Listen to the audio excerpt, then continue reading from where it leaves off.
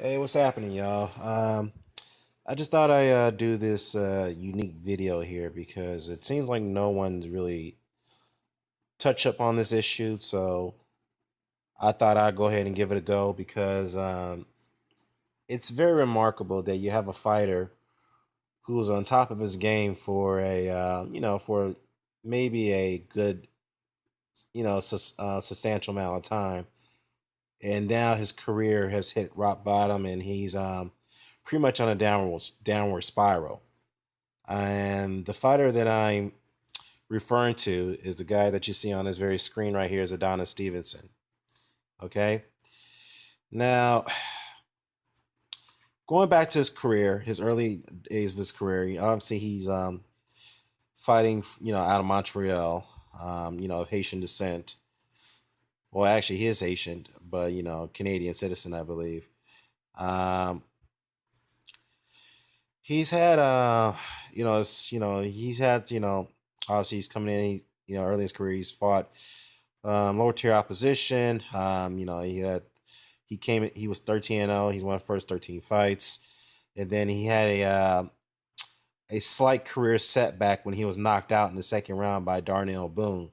Now we all know who Darnell Boone is. If you don't know who he is, then ask Sergey Kovalev and Andre Ward, because Darnell Boone is a journeyman who has a shitload of losses, but yet he's knocked down one of the most prominent fighters that I just named. Not only he knocked out Stevenson, but he almost knocked out Andre Ward. He put him down in their fight a few years ago, and he also put down Sergey Kovalev. And from what I was told, and from what I've heard, Kovalev was nearly knocked out in that fight. He was nearly gone. He was out, and he had to survive in that fight to get that split decision.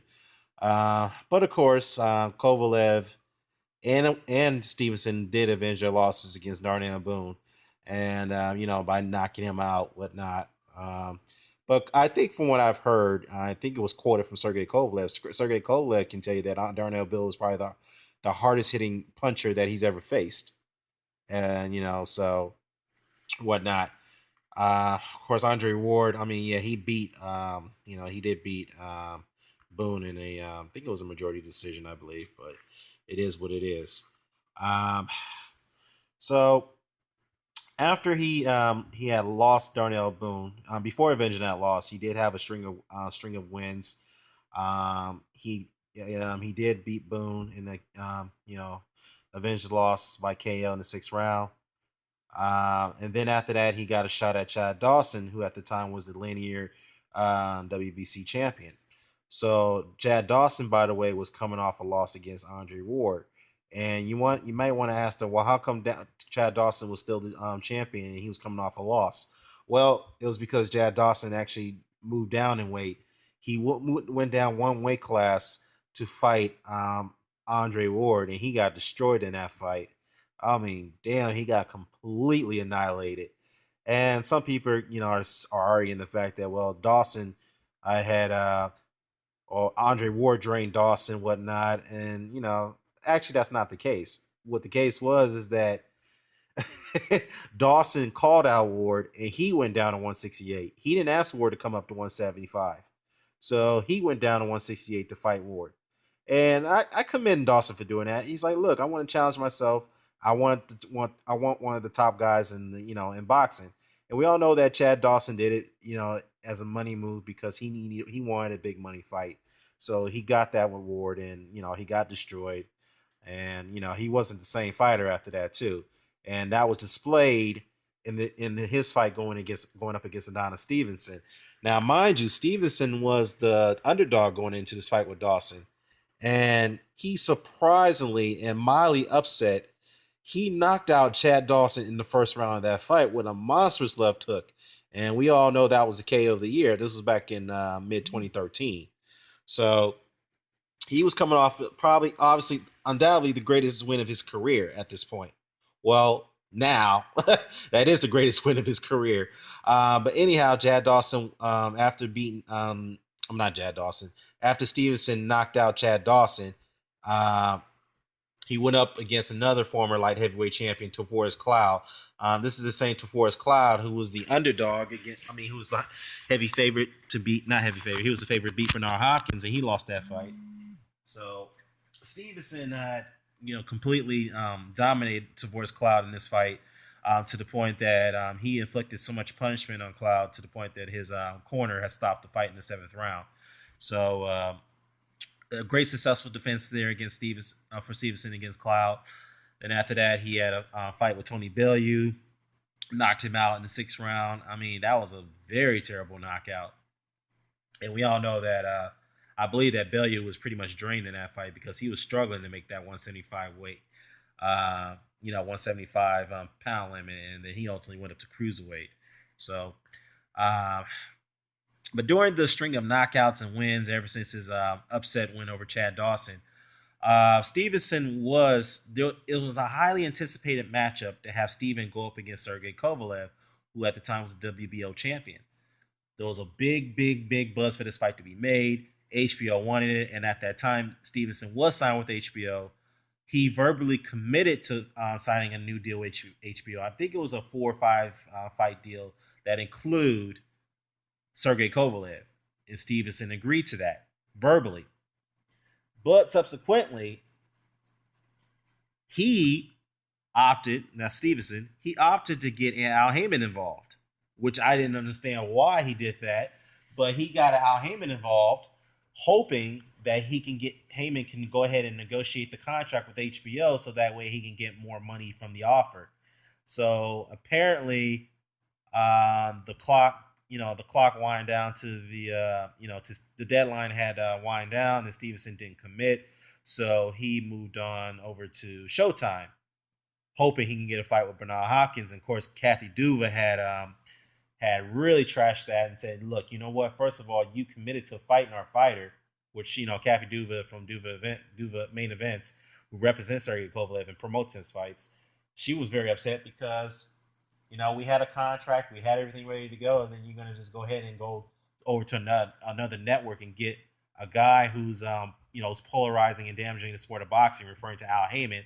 Now, most people won't agree with Duva on that on that assessment, but you're going to fight a 50-year-old man and not fight a young and dangerous fighter, Sergey Kovalev. I mean, Sergey Kovalev. Well, I mean, he was 29 at that time, 28, so he was slightly young, but prime condition, obviously. But so whatnot. So yeah, Duva really trashed Stevenson and Heyman for that debacle of them, getting involved in that negotiation, and then all of a sudden, when the clock wind down, they're going to hop over to Showtime, knowing that Heyman had a deal with Showtime where he can, he has all the fights showcased, all the fighters that he managed before he launched the PBC brand. So, that was, I think, in my opinion, that was a very, very huge setback in Adonis Stevenson's career, and this is the reason why I say that, because one, he felt that, on the advice of Al Heyman, I think Heyman advised him to not go with that deal with HBO. I believe that. And I think Heyman promised him, lucrative fights. Not exactly, well, yeah, you can say lucrative fights. It doesn't have to be against top tier opposition. It could be anybody, it could be low tier opposition now that you're the linear and recognized light heavyweight champion. So you have a lot of room to negotiate. So I believe that's where Heyman had installed that in Adonis Stevenson's mind. And as I mentioned, that totally backfired, because let's go into the Bernard Hopkins negotiation. Now, from my understanding, Bernard Hopkins, who was the unified light heavyweight champion at the time, he was holding the WBA and the IBF title. They were negotiating the offer, and Hopkins wanted to fight with Stevenson, and Stevenson tried to he priced himself out to the core, where, from what my understanding, he wanted a 70-30 split from Hopkins. And of course, that killed any chance of that fight being made. And I thought that was crazy. I'm saying to myself, how in the hell are you the linear champion?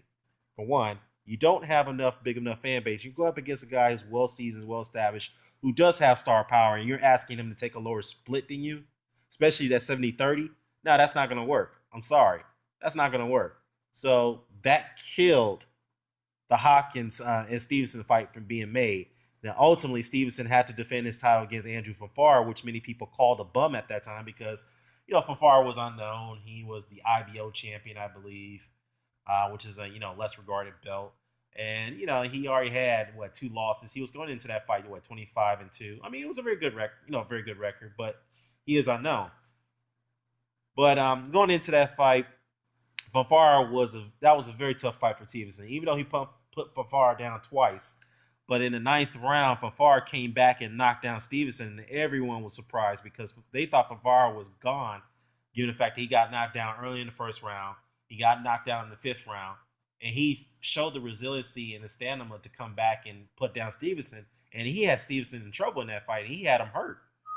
He had him hurt pretty badly, and Stevenson had to, garner the strength and the wherewithal to come back and finish that fight. Yes, he won it by unanimous decision, but that was not an easy fight. That was probably I would say the toughest fight in Adonis Stevenson's career at that point. That was a very tough fight for him, the toughest fight of his career. So that actually put Andrew Fafara on the map because after that, his performance, he was able to get bigger fights with the likes of Chavez Jr. and Nathan Cleverly and whatnot. So. Andrew Fafara, he did really express interest. He really wants that Stevenson rematch because he felt at this time that, he's improved. He's, improved his conditioning, which he did. I have to say by a fair assessment, he did improve his condition. So he feels that he's much more capable of beating Stevenson in this fight. So I'll get to that later in this video. But anyhow, Stevenson had moved on. He fight another voluntary, a guy named Dmitry Shersatsky, which is another unknown.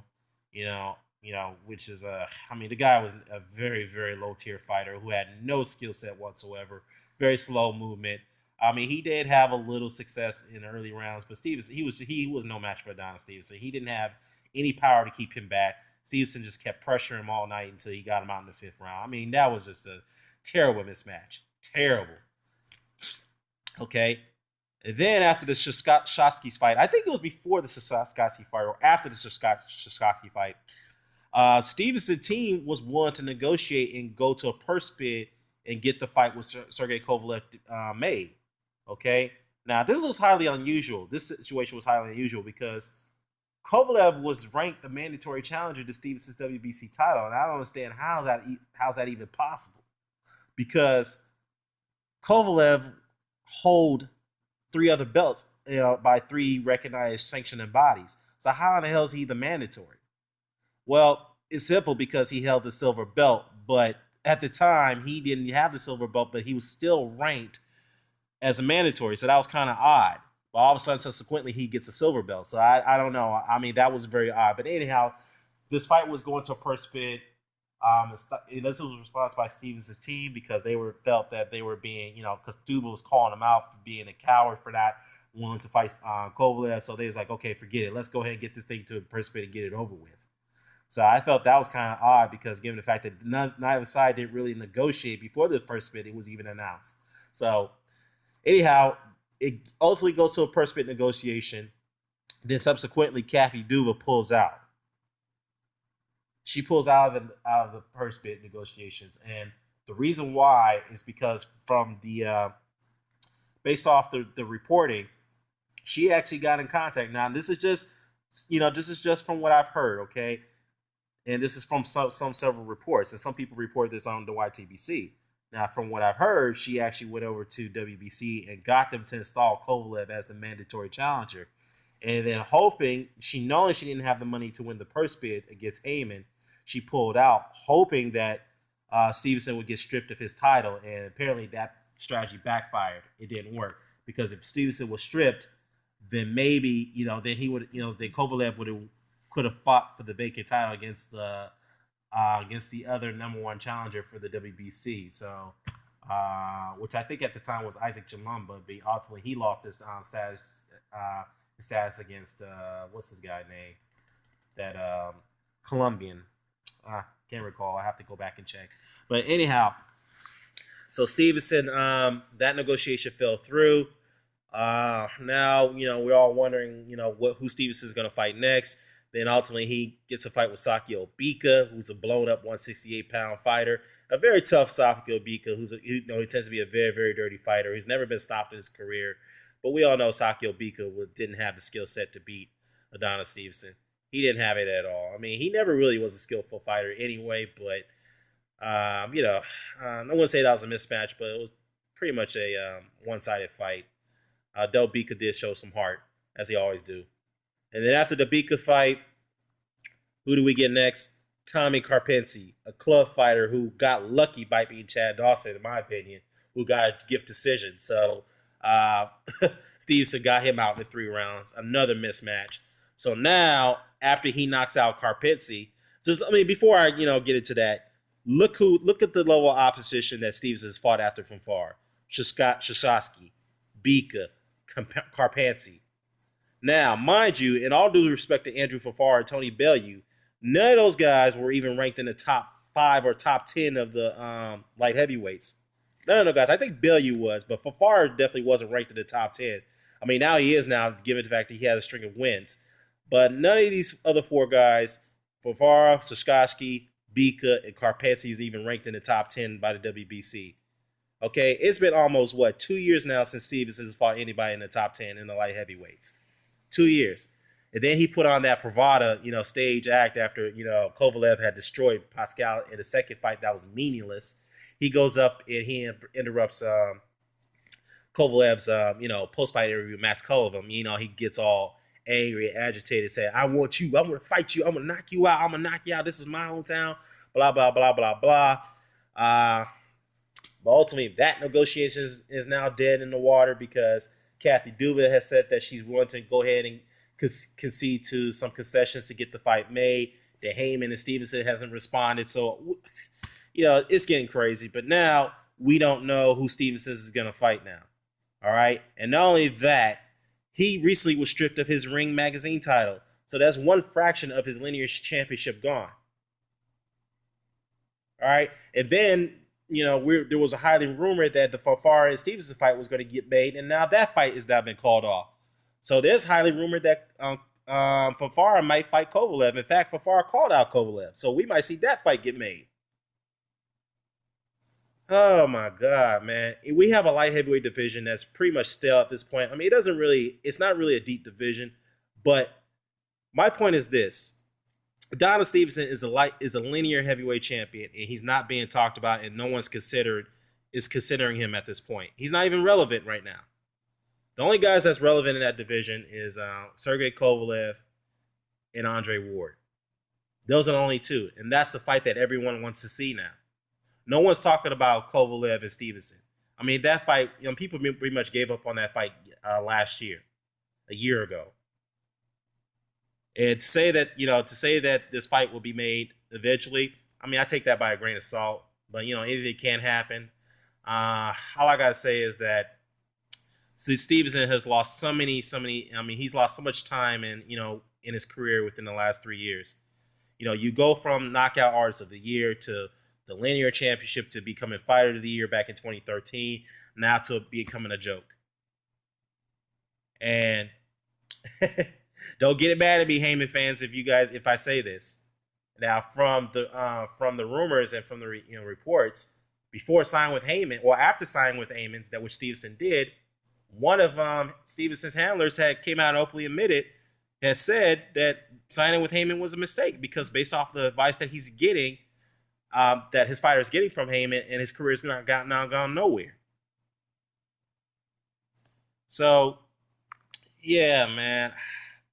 Don't get me wrong. I like Adonis Stevenson. I like what he brings to the table, but I really don't like, ever since he signed with Heyman, I really don't like his career where he's going right now. His career has been mismanaged at this point.